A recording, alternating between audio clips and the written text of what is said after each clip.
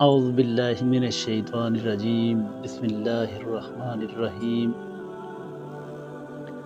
آج کی ویڈیو میں آپ یہ جان سکیں گے کہ تعدد ازواج کی کس حد تک اسلام میں اجازت ہے، یعنی ایک مسلمان کتنی بیویاں رکھ سکتا ہے یا کتنی شادیاں کر سکتا ہے، اور کثرت ازواج میں کیا حکمت ہے، اس کی تاریخ کیا ہے، اور ہمارا پیارا دین اسلام اس کے بارے میں کیا کہتا ہے۔ قرآن و حدیث کی روشنی میں آپ اس کے بارے میں جان سکیں گے۔ نکاح انسان کی ضرورت ہے، اس سے چین و سکون، عفت و پاک دامنی اور عزت و شرف کی فضا قائم ہوتی ہے۔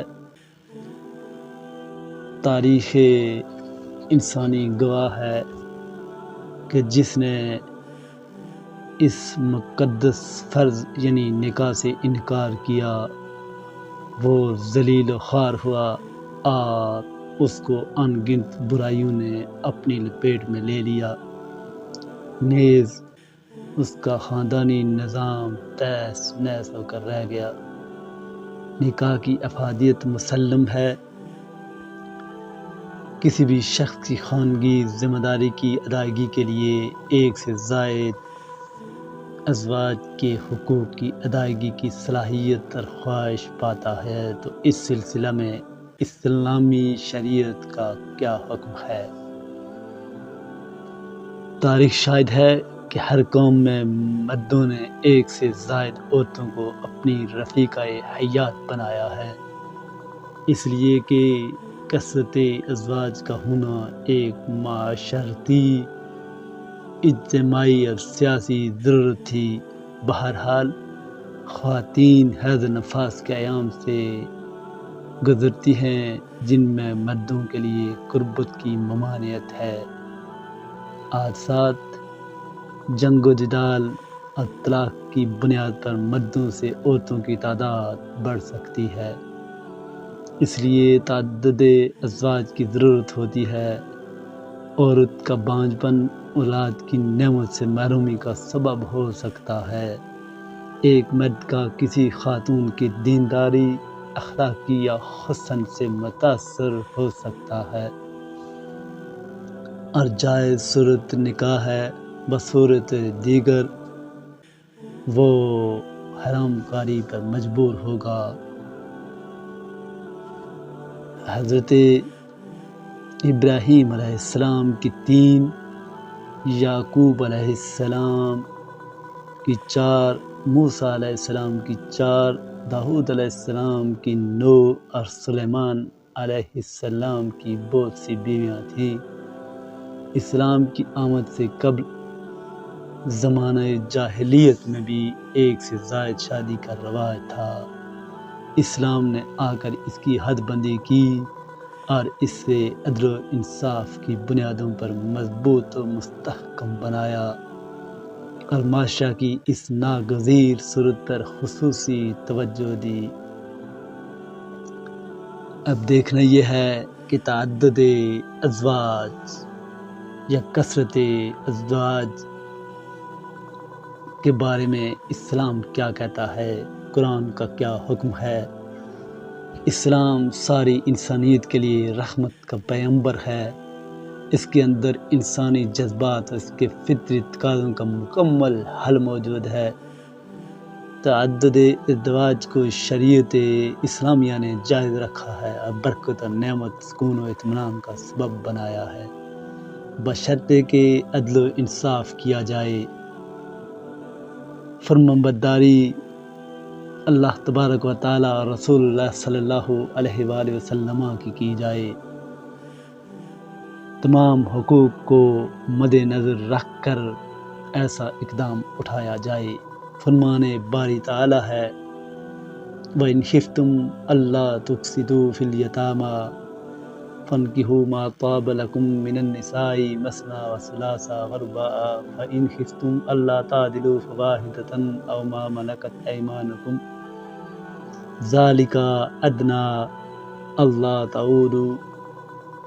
سورۃ النساء میں اللہ تبارک و تعالیٰ فرماتے ہیں اگر تمہیں ڈر ہو کہ یتیم لڑکیوں سے نکاح کر کے انصاف قائم نہ رکھ سکو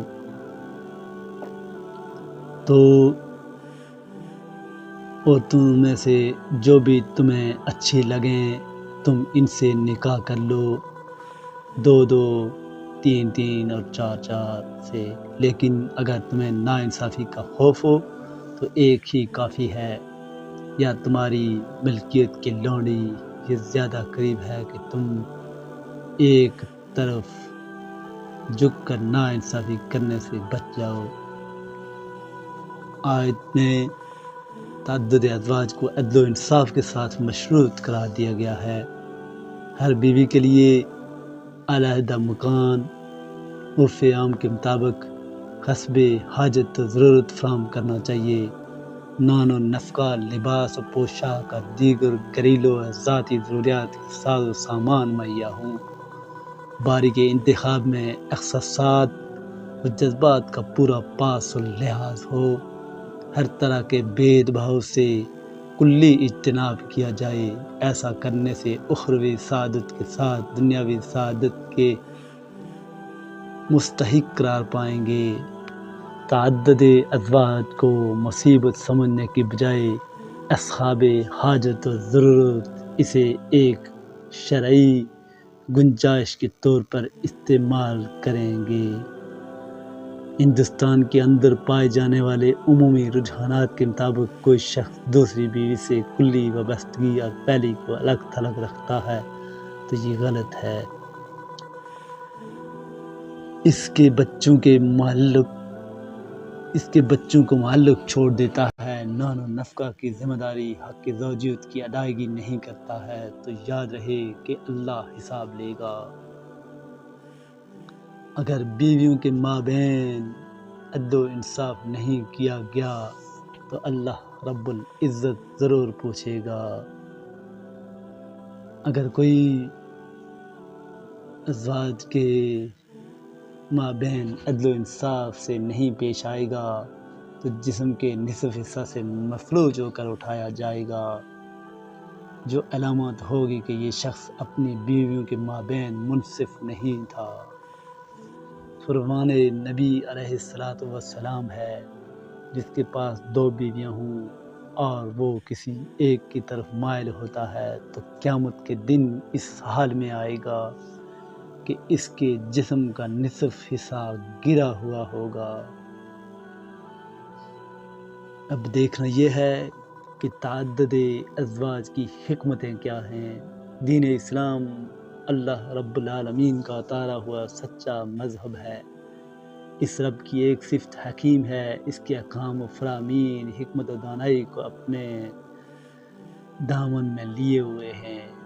اگرچہ ہم اپنی ناقص عقل و ناعقبت اندیشی کی بنیاد پر اس کی یافت نہ کر سکیں، البتہ غور و فکر کے چند حکمتیں سامنے آئی ہیں۔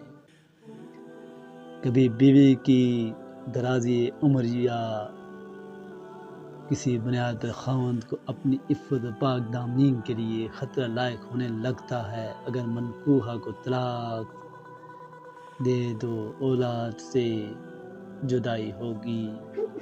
اوقات زوجین کی مابین محبت کا اٹوٹ رشتہ انہیں علیحدگی سے روکتا ہے، لہذا اس کا بہتر حل پہلی کے ساتھ دوسری رفیقہ حیات ہے۔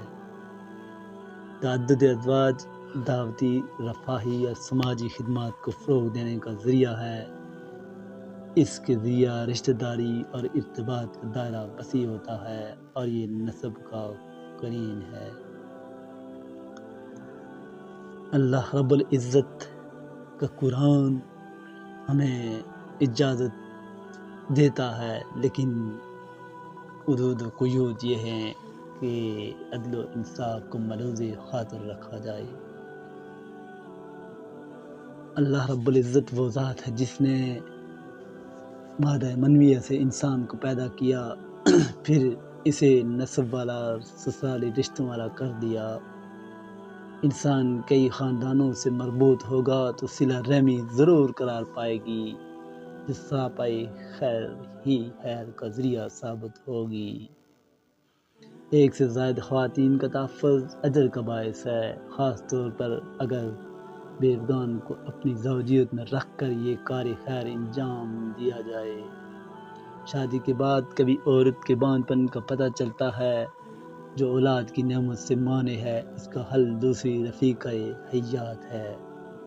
کبھی انسان دعوتی، تجارتی یا دیگر مقاصد کے تحت کثرت اسفار پر مجبور ہوتا ہے، حالت سفر میں بیوی کی حاجت محسوس کرتا ہے۔ فتنوں کے دور میں مسافروں کے لیے غلطی کے امکانات ہوتے ہیں، ایسے میں دوسری بیوی کی گنجائش مناسب ہے۔ ایک شخص کی شہوت ایک خاتون سے پوری نہیں ہوتی، وہ اپنے نفس پر زنا کا خائف ہے، لہذا اس کے لیے بھی گنجائش ہے۔ اگر خاوند علم شریعت کا واقف کار ہے اور اس کی ایک سے زائد بیویاں ہیں تو رشتہ نکاح کے نتیجہ میں بچوں کے دینی ماحول میں تعلیم و تربیت کا صحیح بندوبست کرے گا۔ نبی کریم صلی اللہ علیہ وآلہ وسلم کی حیات طیبہ کا مطالعہ کرنے والوں سے یہ حقیقت مخفی نہیں ہے کہ آپ علیہ السلام نے 25 سالہ زندگی ابتدائی تجرد پاک دامنی کے عالم میں گزاری۔ آپ کی امانت، دیانت و شرافت سے متاثر ہو کر ایک بیوہ خاتون خدیجۃ الکبریٰ رضی اللہ تعالی عنہا سلام اللہ علیہا کثیرا نے پیغام نکاح دیا تو ان سے نکاح کیا اور اپنا پورا دور شباب گزارا۔ اس کے بعد بحکم الہی اپنی عمر کی آخری مرحلے میں تعلیمی، تشریعی، معاشرتی اور سیاسی مصالح کے پیش نظر متعدد شادیاں کی۔ ان میں زینب بنت خزیمہ رضی اللہ تعالی عنہا آپ کی حیات مبارکہ میں داعی اجل کا لبیک کہہ گئی۔ الغرض حضور علیہ السلام سے شادی کرنا ازواج مطہرات کے لیے ایک